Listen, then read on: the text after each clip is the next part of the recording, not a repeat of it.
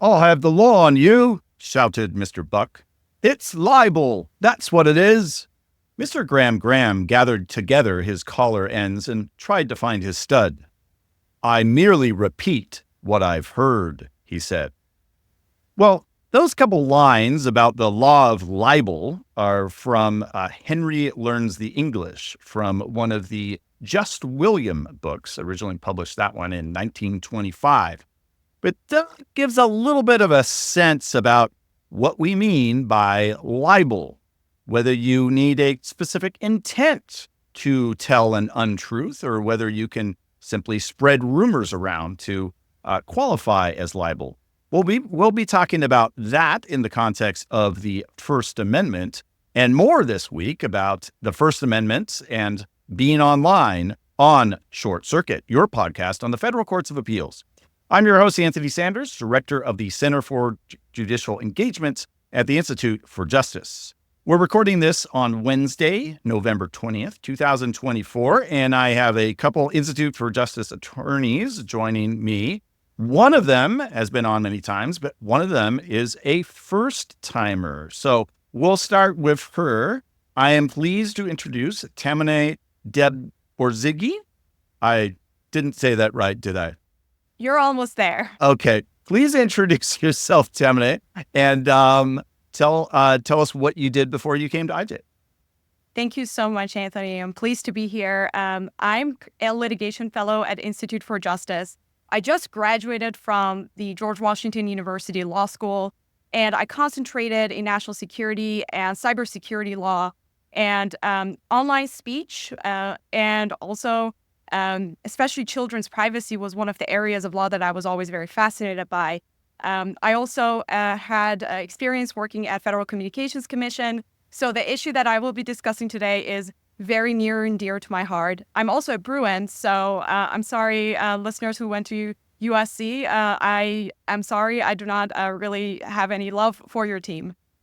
Well, I think we have way more UCLA listeners from what I've heard. Actually, I have no idea if that's true, but it's true for today. So thank you. So Tamene is going to have a case from the Third Circuit about TikTok and Section 230 and First Amendment and all those interesting things. But first, we're going to hear from Jeff Redfern. So Jeff, you have this case from the 11th Circuit involving libel, and it also involves New York law and the 11th Circuit's down in Florida. So what's going on here? Yeah, so there were a lot of what we call choice of law issues in this that didn't get appealed, thankfully, because I find choice of law to be an infuriating area. You know, when you have plaintiffs and defendants in different jurisdictions and you're trying to figure out, where did the wrong occur? Every jurisdiction has its own rules about how you decide whose law applies. And oftentimes, the parties just agree because it's just so complicated to try to figure out how to apply these rules. So New York law applied, but the case was actually litigated in Georgia. The case is called Project Veritas v. CNN, and it's about libel and this conservative sort of guerrilla investigative journalism organization called Project Veritas. Now, what happened is back in 2021, Project Veritas was kicked off of Twitter. And the reason they were kicked off is because they posted a video in which someone who they were filming was in front of their house, and you could see the house numbers in the background. So Twitter said that this was a violation of their so-called anti-doxing policy. You're not supposed to, publish private information about individuals without their consent. So they were kicked off. At the time, it was temporary, but it became permanent. Twitter's not the defendant in this suit, though. The defendant is CNN, the venerable cable news network. And what happened was CNN reported that actually Project Veritas had been kicked off of Twitter for promulgating misinformation. Now, Project Veritas said, hey, that's not true. It was a totally different policy. They sent a letter to CNN and asked them to issue a retraction, and CNN refused. So Project Veritas sued CNN for libel. Now, after the court concluded that New York law applied, it ultimately dismissed the case, at least the district court did, under a New York libel law doctrine called substantial truth. Now, the idea of substantial truth is that if the gist of what you've said about someone is true, you can't be held liable for libel just because some of the details weren't quite right. Basically, the test is, would the effect of the true statement on the listener's mind have been different? Now, what does that mean? Well, a classic example that the Court of Appeals brought up was from the 1980s. There was a plaintiff who had been in an adulterous relationship, apparently, for about 13 years. But he was no longer in this relationship. And the newspaper reported that he was in such a relationship and had a live-in girlfriend. He said, "Hey, you've libeled me. You called me an adulterer." And the court said, "Well, okay, maybe technically you were not in that relationship at the moment this article was published, but the effect on the listener's mind is the same. You know, what's the difference between being someone who was an adulterer for 13 years and someone who is right Could be now?" a recovering adulterer, I Right. suppose. I mean, I suppose if you made the argument that that was a mistake and I've disowned it and I've turned over a new leaf, who knows? This guy really had, though, if I remember the facts. Yeah, it seems like this was kind of nitpicking. And you can spin this out and imagine similar things like, hey, I accuse somebody of, cheating in law school, but I said that they cheated on the wrong exam. They actually cheated on a different one. Well, who really cares? What really matters in terms of the reputation damage is that it was substantially true, even if the details weren't quite right. Well, how does that apply to this case? The district court said that the damage to your reputation as a news gathering organization is basically the same if you are accused of spreading misinformation versus being accused of doxing someone. Well, the 11th Circuit said that is definitely wrong, that as a news organization, the truth is everything.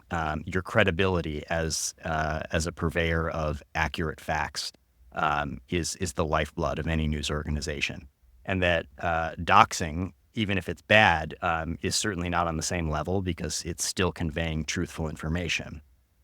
So the court reversed, and there was an interesting concurrence here, where Judge Carnes said, it's a really sad state of affairs when you've got a major news organization standing up in court saying the truth doesn't really matter that much. Now, I have mixed feelings about this concurrence. I agree with absolutely every word of it. I don't know how I feel about judges commenting on things that really go beyond the law. It's certainly true that we would like to have our news organizations valuing the truth. I just don't know that it's the place of a judge to tell them what their journalistic ethics should be. There's also some discussion here of the Constitution, specifically the First Amendment standard under Times v. Sullivan.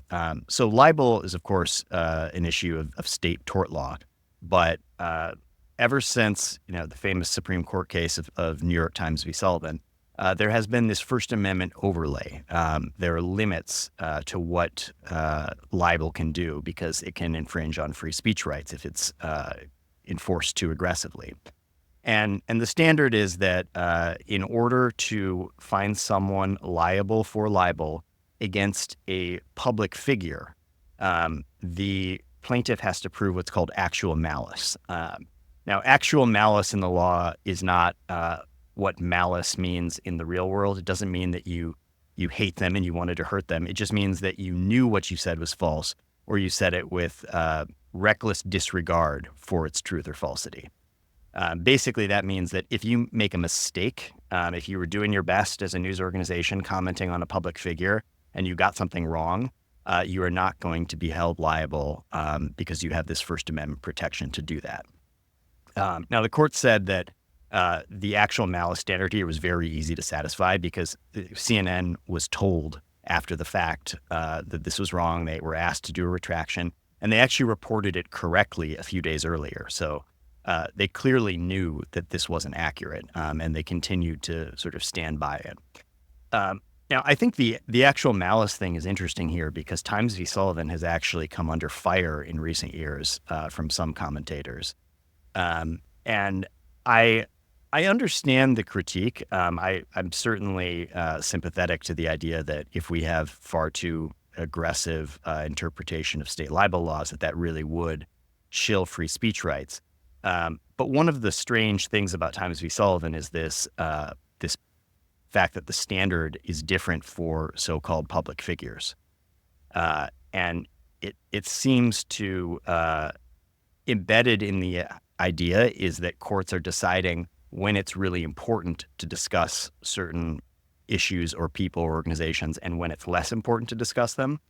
And that's an idea that is not, it's sort of foreign to at least contemporary First Amendment jurisprudence. I think the court today would be much more likely to say, look, courts aren't in the business of deciding what's important speech and what's not important speech.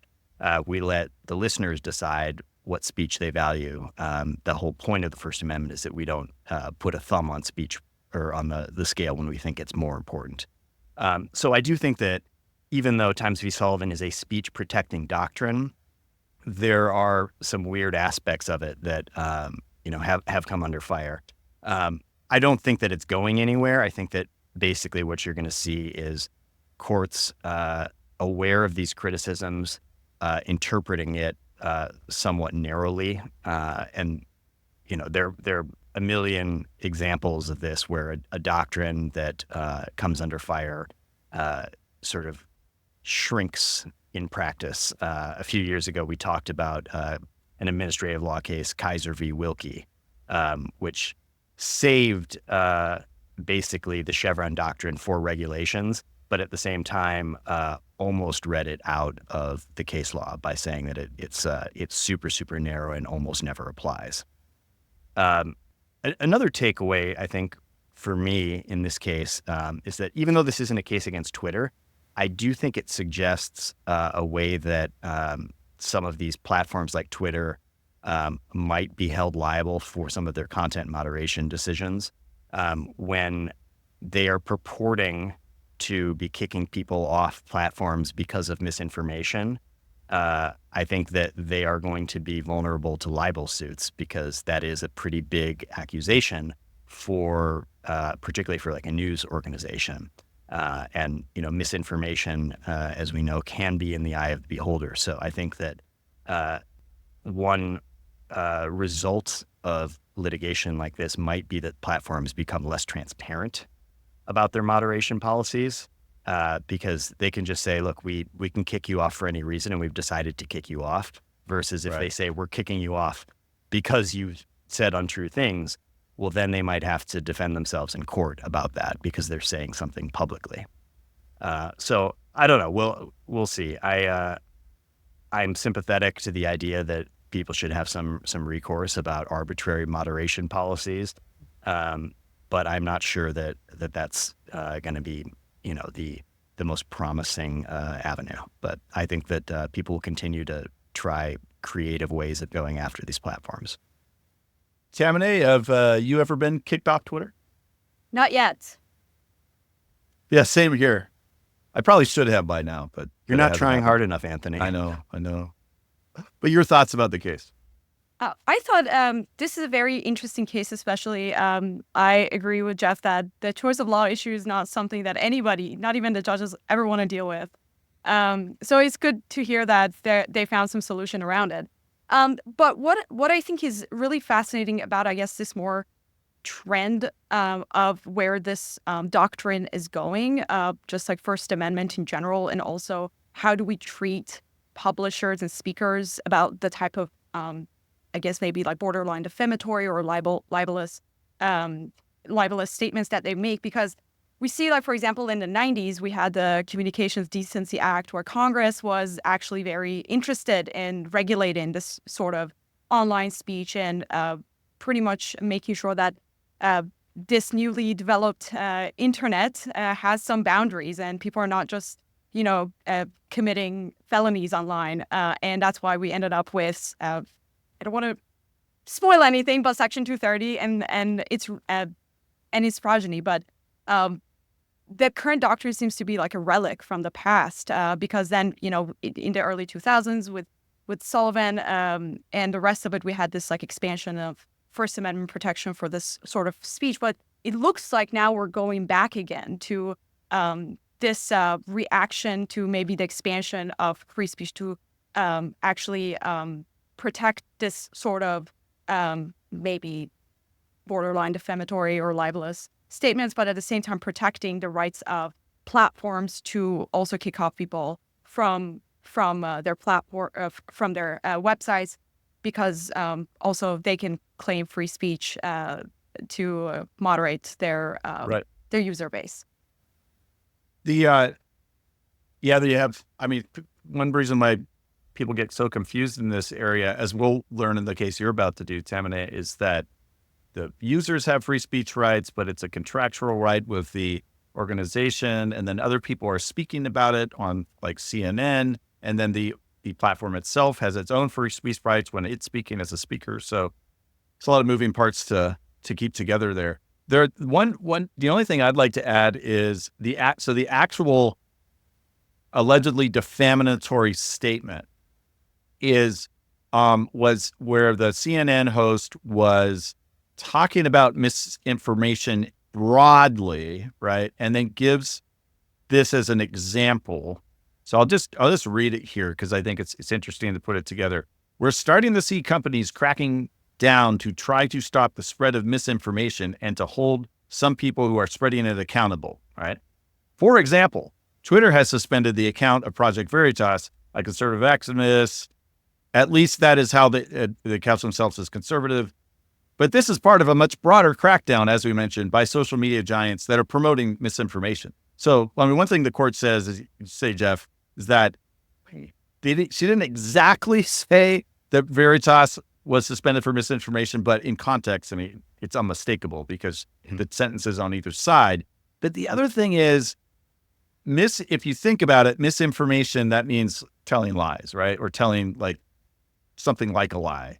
So that is not accurate, what she just described about what Project Veritas was suspended for. But also, I think, and this is like a lot of people in the media, probably just a lot of Americans are guilty of this, misinformation, I think, has kind of just grown into like a catch-all about like bad acting. So if someone is doing stuff online you don't like or not online, and it involves information, you say it's misinformation. And so in her head, I wonder if at that point she kind of thought like doxing people, which is very much not misinformation because you're giving their actual address. That's just kind of the same whole thing as misinformation. It's all just a big misinformation bucket. And so that doesn't, I think, mean that she didn't have actual malice, because you should know better. It's an objective standard, right? But I wonder if that's actually what was going on there. And that's reflective of just a broader misuse of this kind of catch-all term misinformation. Yeah, I think that's plausible. I was trying to think, why would they have said this when they actually knew that that's not what happened? And, particularly at the time, there was real concern about content moderation and what was going on in these platforms. And I think that misinformation or actual lies was like the broad category of what they were interested in. But I think you're right that other sorts of, misbehavior on platforms was seen as absolutely adjacent to these, and cleaning up the platform was probably seen as a holistic kind of endeavor. Right. Well, another very unsavory thing going on online are these videos that were on TikTok that unfortunately very tragically led to the death of a child. So, Tamina, tell us that story and what the Third Circuit thought of it. Yeah, the facts of this case, Anderson v. TikTok, are extremely heartbreaking. This young lady who was a user of TikTok, at 10 years old, by the way, I don't recommend for 10-year-olds. Very young. She she came across this video of this trend that was going on, where I do not want to go into graphic details of what it involves, but pretty much, it encourages the viewer to pretty much strangle themselves. And unfortunately, this is what happened to this young girl, that she ended up actually dying from participating in this challenge that was encouraged by Blackout these videos. challenge or something. Yes, the blackout challenge.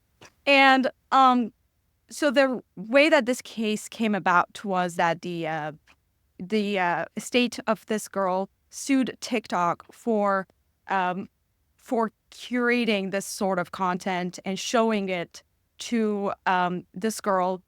And their allegation lies on the fact that TikTok's algorithm actually recommended it in her For You page. It wasn't that she actually went and looked for this content. It was suggested to her by TikTok's algorithm. And that's where the core of their legal claims against TikTok is. So they asked for tort damages, such as strict product liability and negligence, and also a derivative from those claims was the wrongful death under Pennsylvania state law. And the district court in Pennsylvania dismissed the suit by claiming that it was barred by Section 230 immunity that shielded TikTok from lawsuits like this. And so on appeal, the Third Circuit considered the question of whether Section 230 would bar such tort claims against TikTok for curating harmful content, quote, harmful content, that by its algorithm. And the way that the majority of the court came down on this was distinguishing what is algorithmic content, something that the algorithm on these social medias like suggests you. For example, I have a white dog and I constantly come across photos of dogs that look like my dog, Borzu. And I always think it's weird, but I like them. And I end up spending more time clicking and liking those pictures. So that's kind of what the court was looking at, that this was the type of algorithm in question.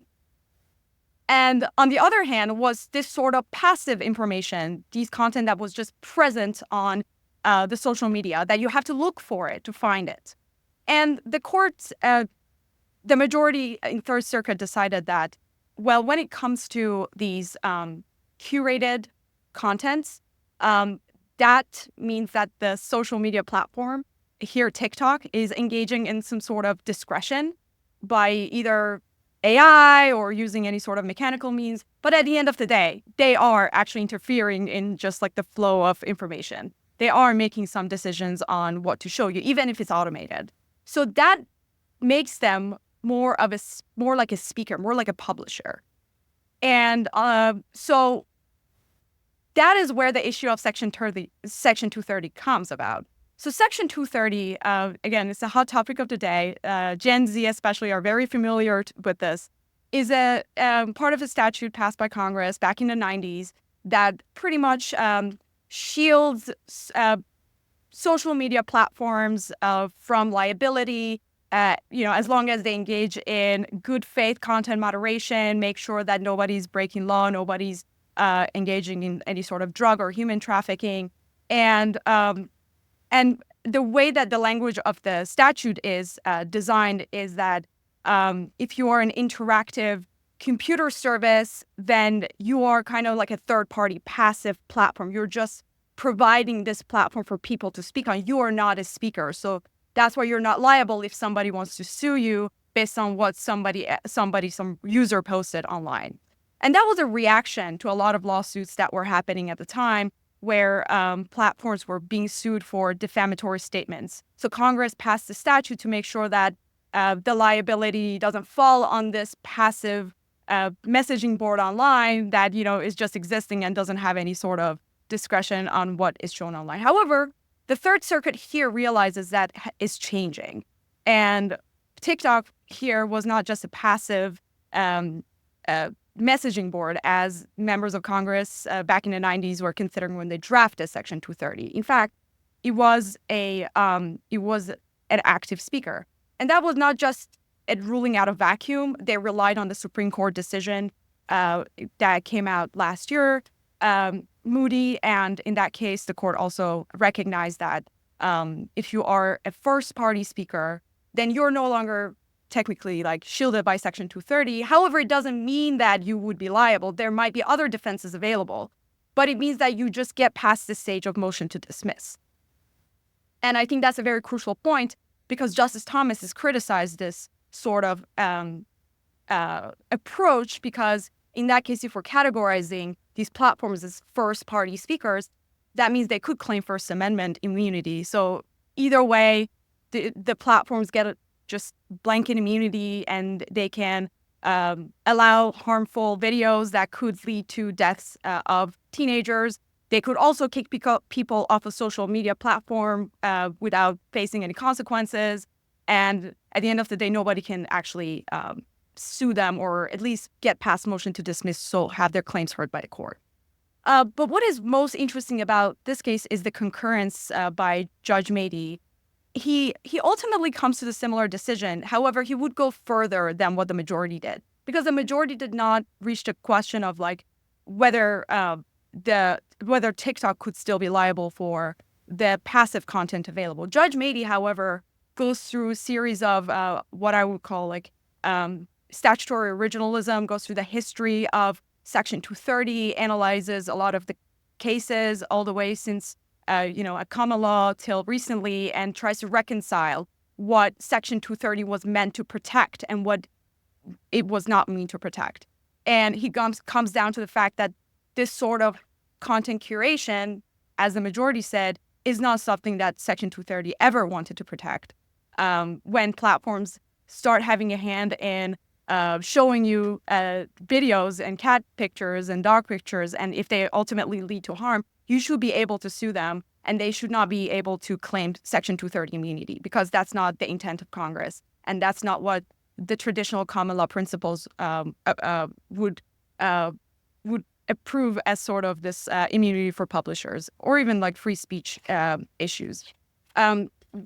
So at the end of the day, the issue of how we apply Section 230 immunity on platforms when suits like this happen in the courts remains unclear. But what is interesting is that this is sort of like a first iteration of the recent Supreme Court cases that came out last term, particularly Moody, and the way that the Third Circuit has interpreted that. So I think that's why this case is very interesting. And I will add, en banc review was denied just a few weeks ago, less than a month ago, from when we're recording this. So could have a cert petition in 2 months, and definitely seems like there's a circuit split on some of these issues now. So this could be going higher up. Yeah, absolutely. Because most of the circuits have this like 3-part test that is it against an interactive computer service provider, aka any social media platform, or does the lawsuit, the claim, treat these providers like publishers? And third, so are they trying to hold these providers liable for content developed by third-party users? And if the answer to all of these is yes, then Section 230 applies and it bars the claims. However, not all circuits, as you mentioned, adhere to this sort of test. So that's why we have this massive circuit splits, and it's really not clear how Section 230 actually applies. Jeff, is it clear to you? Absolutely not.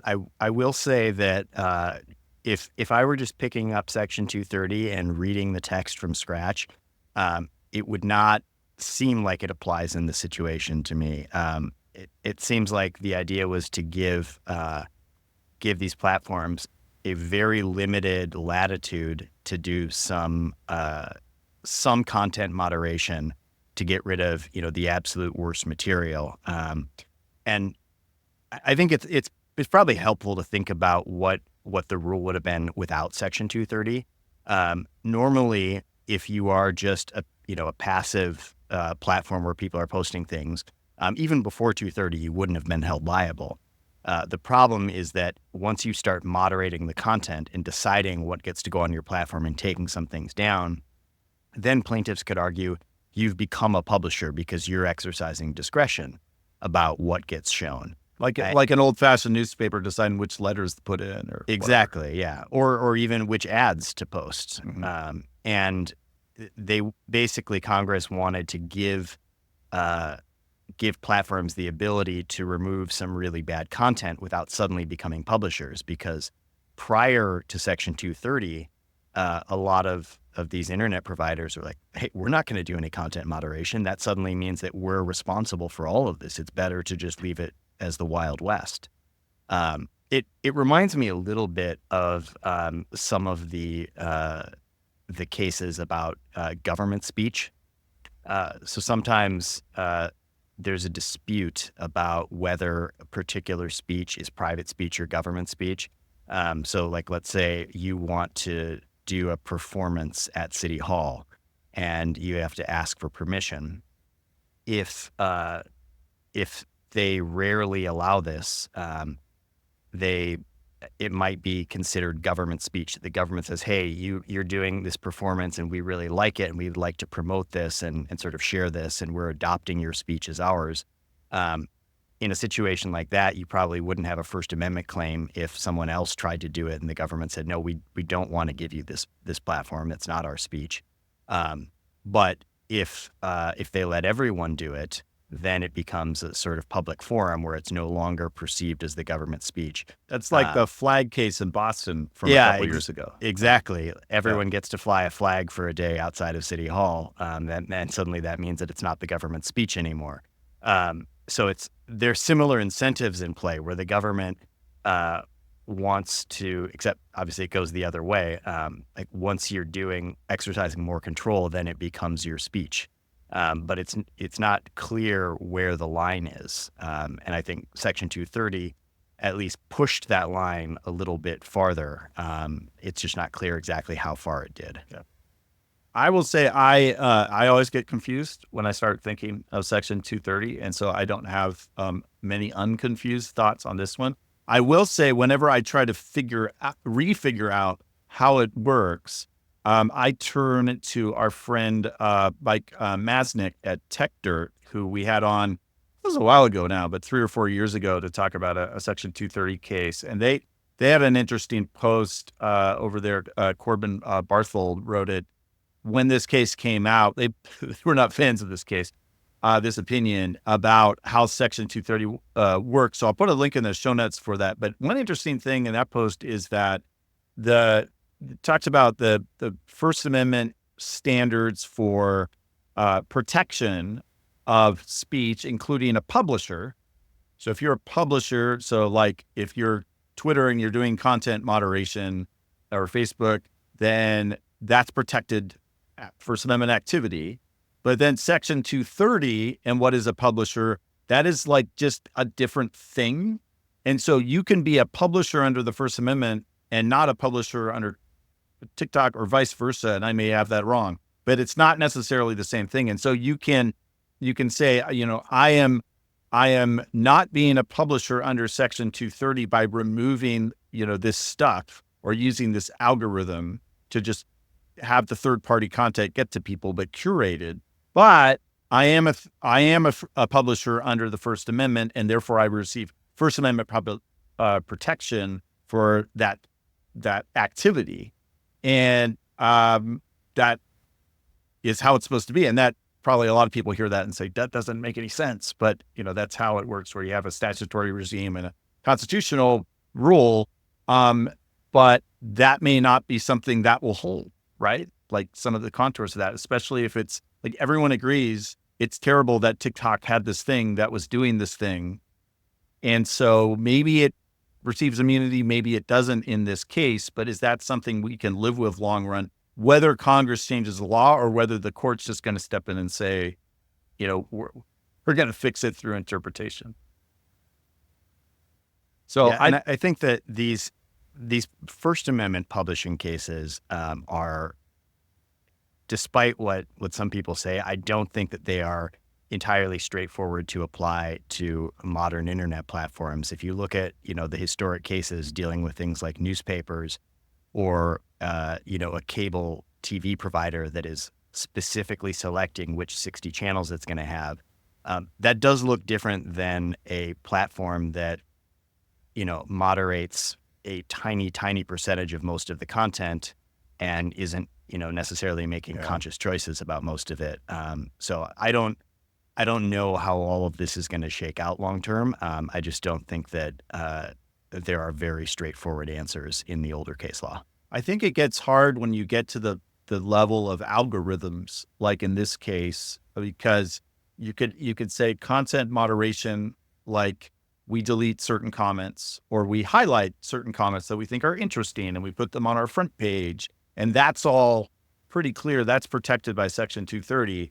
So the argument is an algorithm is really just kind of the same thing. It's just all that on like massive steroids, especially when your entire service run, like TikTok wouldn't even be anything without an algorithm.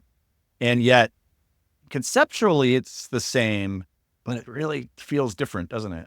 And it feels like there's not a human there. It's just this kind of AI out of control throwing content at us. So I don't know. Maybe it's just too much for 70-year-old judges to figure out on the Supreme Court, but we'll see what they do whenever this gets up there.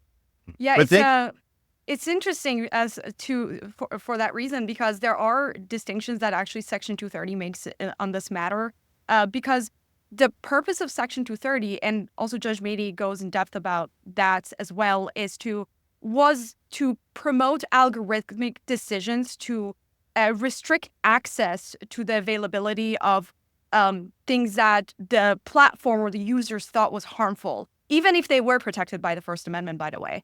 So that's like what the Section 230 was meant to protect. That type of algorithmic decision making was fine. But what we're seeing right now, the criticism to the approach that the new courts are taking to bless the sort of Section 230 immunity for everybody, is that right now social media platforms use algorithm for profit. And the argument is that, well, if this is used as a means to keep people on the platform and it's not really about pushing down harmful content, then at that point, it should fall outside of Section 230 protection. That's not something Congress ever wanted to protect. Congress wanted to protect content moderation. They wanted to make sure that users are not exposed to obscenity, lewd, or harmful material.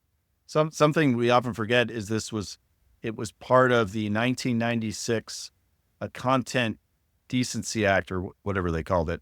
And you guys are a little young to remember this, but I was in college, and like when that act passed, everyone was, of a kind of a libertarian free speech bent, including a lot of people who call themselves liberals, just outraged that the federal government's trying to shut down the internet. And then there was all these lawsuits. A lot of that was found unconstitutional, but Section 230 is part of it that survived. And then now today, right, it's remembered for very different reasons. So it's kind of like this accident. I mean, people have said like it kind of accidentally allowed the internet to thrive, maybe not for the reasons it did. But we need maybe to remember that today, now that the internet is a different place, 28 years later.